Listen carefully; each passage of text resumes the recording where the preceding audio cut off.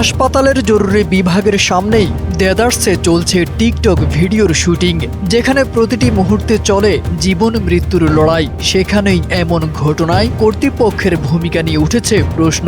নরসিংদী 100 শয্যা বিশিষ্ট জেলা হাসপাতালের এমন ঘটনায় যেন কারো কোনো ভ্রুক্ষেপ নেই।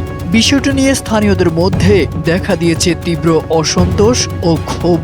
জরুরি বিভাগে যেখানে প্রতিনিয়ত সংকটাপন্ন রোগী আসা যাওয়া করেন, সেখানে কিভাবে এমন বিনোদনমূলক কর্মকাণ্ড চলতে পারে, এই প্রশ্ন এখন সবার। অভিযোগ উঠেছে হাসপাতাল কর্তৃপক্ষের কড়া নজরদারি থাকার কথা থাকলেও শুটিং বন্ধে কার্যকর কোনো পদক্ষেপ দেখা যায়নি। এতে রোগীদের স্বাভাবিক চিকিৎসা সেবা ব্যাহত হওয়ার পাশাপাশি হাসপাতালের পরিবেশও নষ্ট হওয়ার আশঙ্কা তৈরি হয়েছে।